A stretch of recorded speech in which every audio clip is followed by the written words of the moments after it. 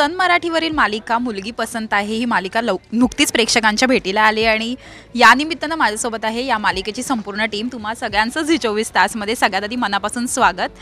Thank you. खूप गोड दिसतात नेहमीप्रमाणे आणि प्रोमो बघितला त्याच्यानंतर तुमची नुकतीच एंट्री बघितली. खूप सुंदर, म्हणजे पुन्हा एकदा तो दरारा आणि ते सगळं आम्हाला दिसतंय.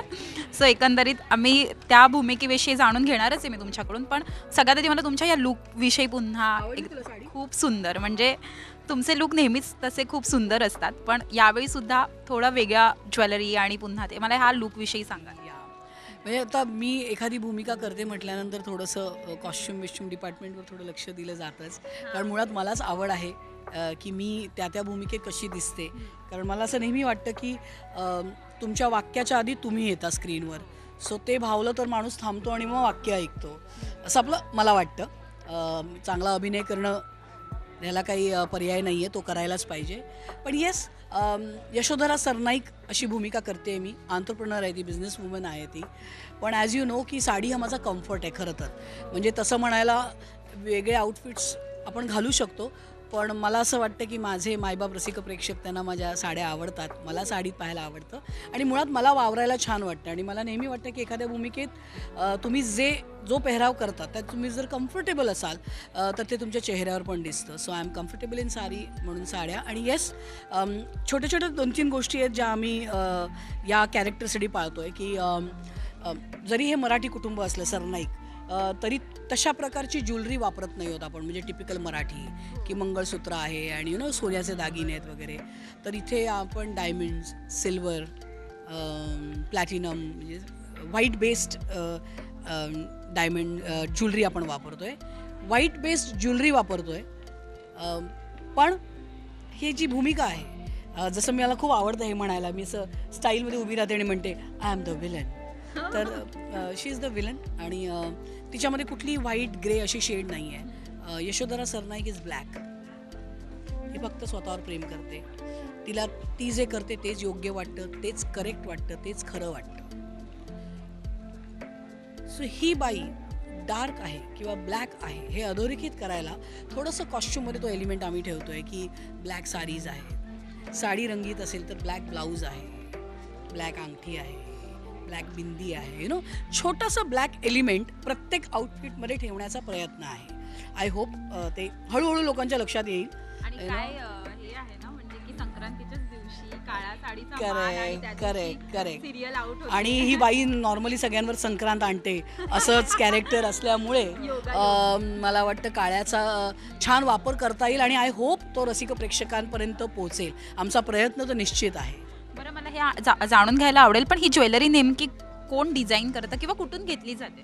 कारण आम्ही खूप चाहते होतो तुमच्या ज्वेलरीचे, आम्हाला आवडेल तुमच्या ज्वेलरी. हा एक ॲक्च्युली वेगळा एपिसोड होऊ शकतो आपला. पण जसं तुला माहिती आहे की साडी काय ज्वेलरी काय मला खरंच खूप आवडतं. तर ऑनलाईन शॉपिंगपासून ते असं मी जात असताना अगं बाई असं पण मी खरेदी करते. सो असं काही विशिष्ट ब्रँड किंवा एखाद्या विशिष्ट ठिकाणाहून मी घेत नाही. मला भेट म्हणून पण खूप साड्या येतात किंवा माझ्या मित्रमैत्रिणींना. रात्र इथे संग्राम उभा आहे जो गेली अनेक वर्ष माझ्या प्रत्येक वाढदिवसाला मला आठवणीने साडी, माझा 2 जुलैला आधी येतो, पैसे संपणार तिकडे कारण मला साडी घेतल्यानंतर, तर आठवणीने तो मला साडी गिफ्ट देतो. सो माझा असा मित्रपरिवार आहे की जे गिफ्टमध्ये पण मला साडी देतात किंवा ज्वेलरी देतात. आणि येस, इट इज जस्ट माझ्या डोळ्यांना आणि मनाला ज्या मोमेंटला एखादी गोष्ट भावते ती त्यावेळेला गरजेची असेल नसेल मी घेऊन ठेवते, कारण माझा विश्वास आहे आज नाही तो कल वो काम आएगा. तू आम्हाला मला वाटतं लीड करणारा हा पहिलाच तुझा शो आहे मराठी. सो आम्ही खूप उत्सुक आहोत, तुला सुद्धा बघतोय आम्ही आणि खूप छान वाटतेस तू. सो एकंदरीत मला तुझ्या भूमिकेविषयी जाणून घ्यायला आवडेल. माझी पहिली मालिका लीड म्हणून मुलगी पसंत आहे आणि त्यातल्या माझ्या पात्राचं नाव आहे आराध्या.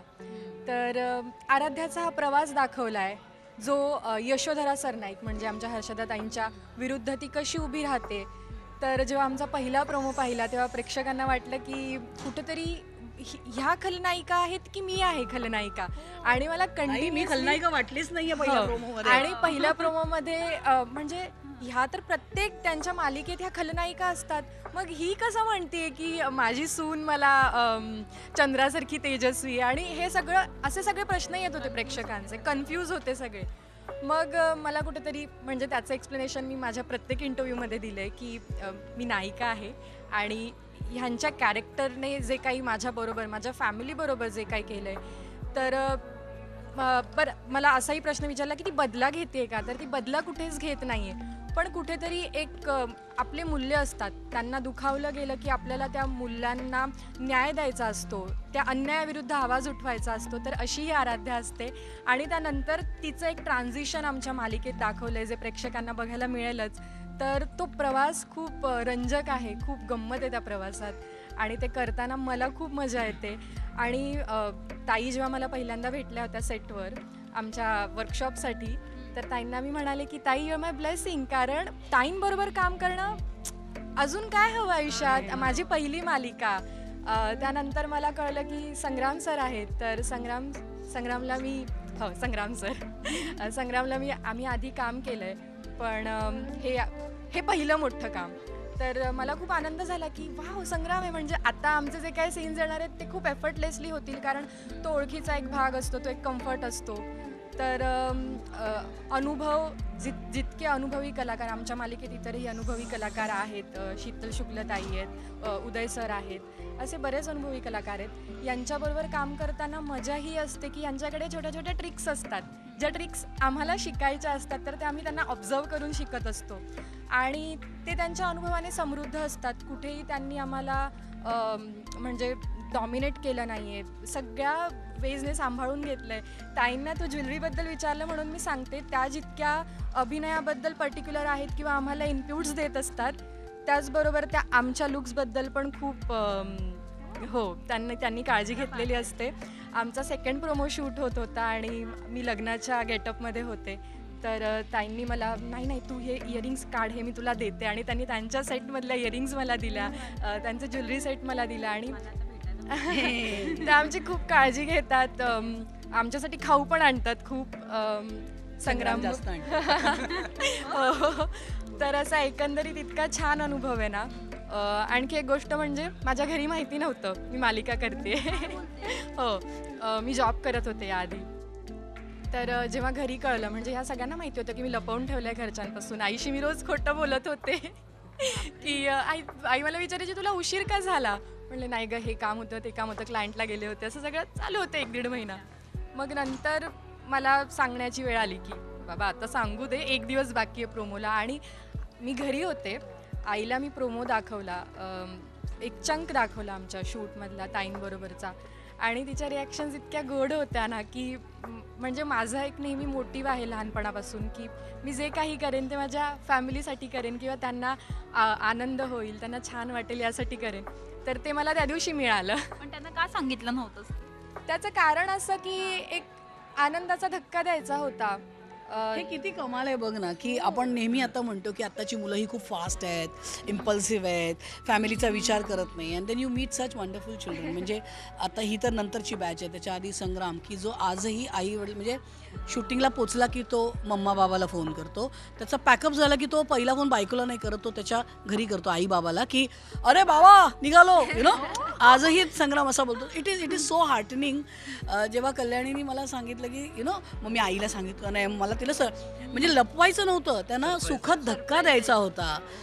आय थिंक हे किती कमाल आहे की मुलांनी, म्हणजे आय बिलॉंग टू दॅट पिढी जिथे आई वडिलांना सांभाळून सांगून सगळं करायचं. आजही मी माझ्या आईला घाबरते, एक आदरयुक्त भीती असते, आणि हे जग काही वेगळं नाही आहे गं. ही बघ मुलं ही एक्झॅक्टली तशी आहेत. आणि त्या दिवशीची आई पण सेटवर आली होती, आणि शी वॉज सो हॅपी. तिने मला 2 वेळा फोन केला होता, तुम्ही येणार आहात ना, कारण आईला तुम्हाला हे खूप कमाल आहे. आय थिंक जेव्हा अशी मुलं असतात तेव्हा त्यांना त्यांच्या आईवडिलांकडनं फक्त आणि फक्त आशीर्वाद मिळतो.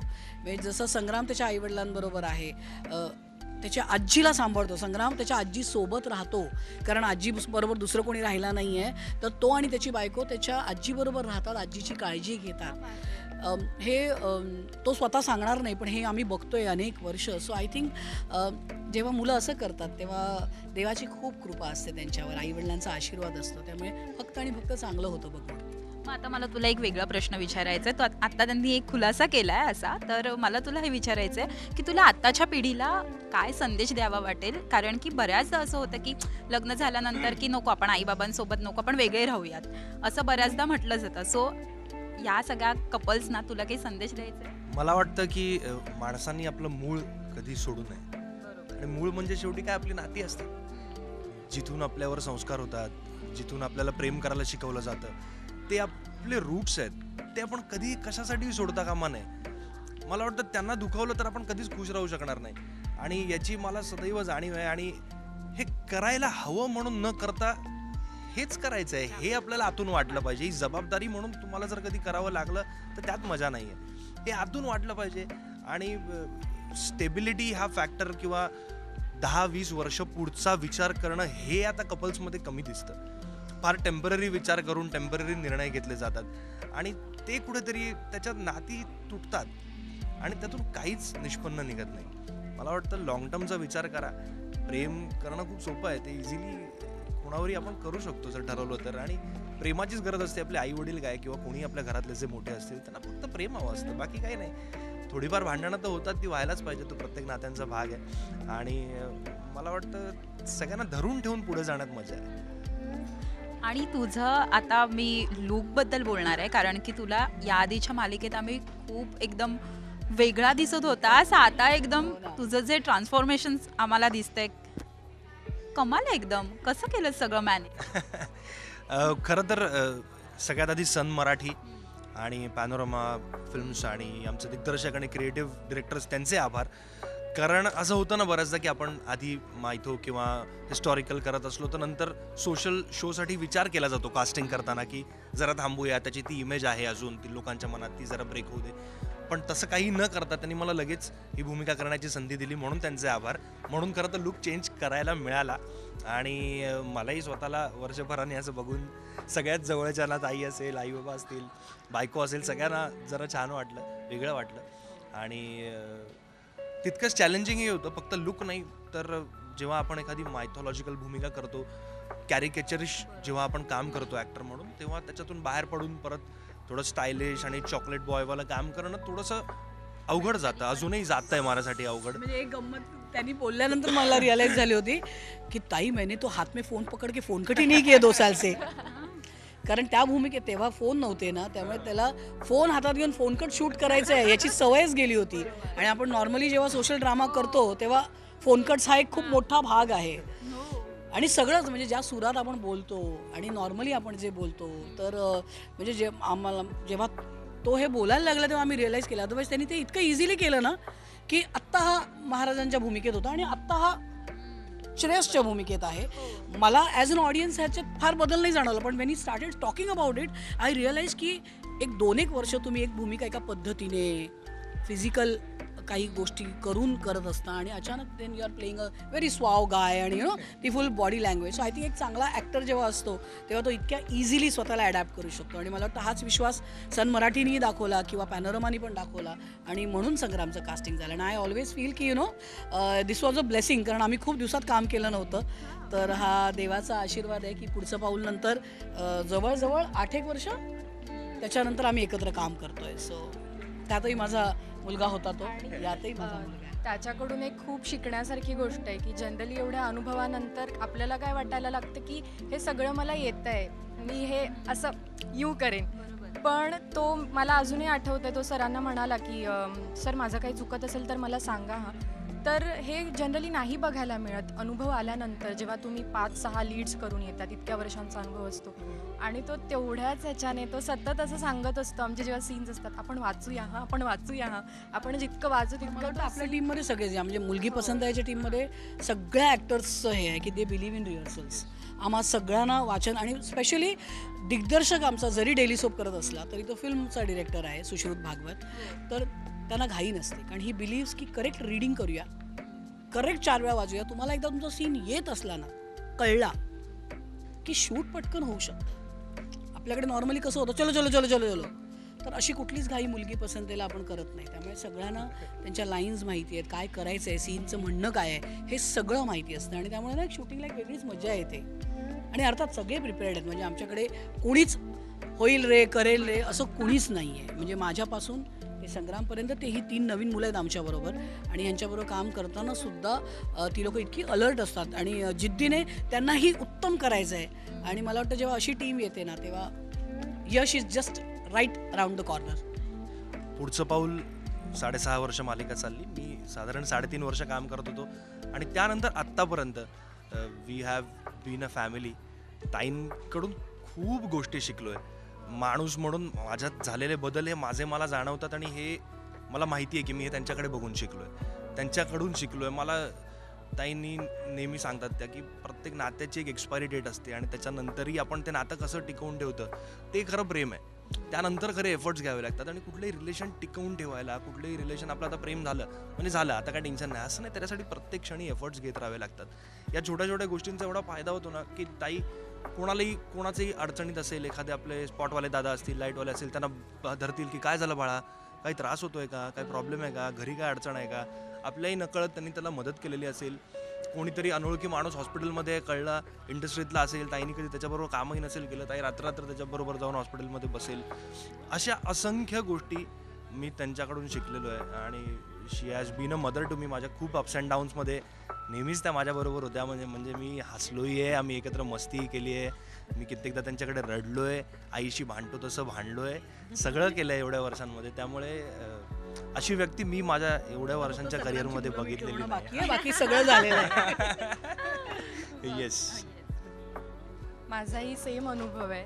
शी is very motherly figure for every one of us. आणि त्यांची भीती म्हणजे ती आदरयुक्त भीती आहे. तर ते कोणीतरी हवे असे सेटवर आमच्या. तर शी इज एव्हरी वन्स मदर.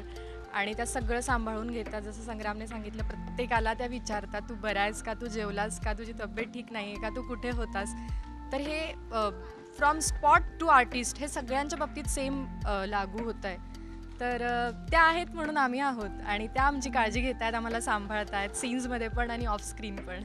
ताई तुमच्या डोळ्यात पाणी. नाही, आता संग्राम म्हणाला ना की खूप गोष्टी मी त्याच्यासोबत पाहिल्यात, त्यांनी माझ्यासोबत पाहिल्यात. तसं असा प्रवास गेला की माझ्यासाठी ही लहान मुलं आहेत. तर जेव्हा त्यांना ते कुठल्या त्रासात असतात तर कळत नकळत तो त्रास आम्हालाही होतो. म्हणजे संग्राम आणि माझ्या नात्याबद्दल मी नेहमी म्हणते की it's a silent love story. कारण संग्राम आणि मी असं उठून रोज बोलतोय, मग रोज काहीतरी योगिरी करतोय, असं काही होत नाही. संग्रामनी ना जे प्रत्येक नात्यात एक वेगळी गोष्ट असते बघ. जसं माझं सुयश टिळक बरोबर एक नातं आहे विच इज व्हेरी अग्रेसिव्ह आणि असं. संग्राम समेळ बरोबर माझं एक नातं आहे की विच इज खूप शांत. त्याच्यातनं रोज फोन करायची गरज नाही किंवा त्याला आठवण आली तर तो असा फोन करतो, ताई काही नाही सहज आठवण आली, ओके, बाकी असं 4 वाक्यात फोन संपतो. त्याच्याबरोबर ना मला हे माहिती असतं की देर इज लॉट ऑफ खूप गोष्टी त्याच्या डोक्यात, त्याच्या मनात सुरू असतात. तो असा खूप वोकल होऊन दुःख शेअर करणाऱ्यातला नाही आहे. सो त्याच्याबरोबर नेहमी आपल्याला त्याला समजून घ्यावं लागतं. He is not one of those people की जो त्रासात आहे आणि सगळ्यांना सांगत बसेल. सो त्याच्यावर असं बाहेरून कॅमेरा ठेवून लक्ष ठेवायला लागतं, जे मी आणि मृणाल करत असतो. मृणाल आणि त्याचं एक वेगळं नातं आहे, मृणाल देशपांडे आणि त्याचं. पण मला असं नेहमी वाटतं की संग्राम आणि माझं नातं हे खूप सेक्रेड आहे आणि त्यांनी त्याच्या लहान वयात खूप इमोशनल ट्रॉमाज बघितले आहेत आणि ते त्याच्या हसऱ्या चेहऱ्याकडे बघून कळतही नाही आपल्याला की he has been through so much. आणि I just wish all the success to him professionally, personally. आणि I just want to see him happy. त्याच्या डोळ्यात पण पाणी आहे. कारण ना तो he is one of those ज्याचं त्याच्या आई वडिलांवर इतकं प्रेम आहे. म्हणजे जसं मला नेहमी वाटतं की प्रत्येक वेळेला काही आई बाबा राईटच असतं असं नाही. जसं मला वाटतं की माझी आई काय प्रत्येक वेळेला करेक्ट असते असं नाही. पण तरीही म्हणून तुम्ही आईबाबांना सोडून नाही देत किंवा आईबाबांना बेदखल नाही करत. तर ते तसं आहे की आईबाबा त्याच्यासाठी देव आहेत आणि जी मुलं अशी असतात ना, मला असं वाटतं की देव त्यांच्यासोबत उभा असतो आणि संग्रामच्या सोबत देव उभा असतो. संग्राम कारण आम्ही म्हणजे खूप वर्षाचे ते बऱ्याच मेमरीज आहेत आणि त्याच्यावरती आहे. पण मला वाटतं आपण या नोटवरती हे सगळं नको संपवूया. All's well that All ends is well. well. हा. And I think आणि आम्ही आता खूप मजा करतोय. in a very happy space right now, कारण छान रोल करतोय तो. ह्याच्या आधीची भूमिका लोकांना खूप आवडली आहे. प्रत्येकाच्या वाटेला न येणारी अशी आधीची भूमिका त्याला मिळाली होती, ज्याचं त्यांनी सोनं केलं. आणि देन अगेन नाव he is back, and he is back with me. तुला माहिती किती गंमत आहे, जेव्हा त्याला मी ही मालिका करणार आहे फायनल झालं होतं, मुलगी पसंत आहे, आणि नंतर संग्रामची अचानक तो नाशिकला शूट करत होता, ती मालिका संपली आणि हा रोल त्याला ऑफर केला गेला. त्याच्यानंतर हा मुंबईत आलाय म्हणून मी, मृणाल, हा आणि अभिजित केळकर आम्ही कॉफी प्यायला भेटलो अरोमाजमध्ये. आणि तिकडे संग्राम मला असं म्हणाला, ताई मुझे ना एक शो ऑफर हुआ है और उसमें जो मदर है ना तो वो बिल्कुल मतलब आपके लिए रोल है वो. म्हटलं अच्छा ओके, बरं तुम्ही करताय का? नाही रे, असं विषय तिकडे संपला. आणि 2 दिवसांनी अरे आपने बताया नहीं मुझे, आप ही कर रहे हो. सो आय जस्ट थॉट की that will be again a surprise for him, you know, की मला तेव्हा माहिती होतं की मीच करते आहे. म्हटलं ह्याचं एकदा ह्यानी लॉक करू दे की हा करतोय, मग ह्याला सांगता येईल. So it was a beautiful surprise for us. पण ही पण म्हणजे ती त्या नात्यातली गंमत आहे की मला स्ट्रॉंग गट फिलिंग होतं की ताई हा रोल करत असतील. मी घरी बायकोला पण म्हटलं की मला असं वाटतंय की हर्षदा ताईच करत असणार आहे रोल. मला फार आतून असं वाटतंय की त्याच करत असणार.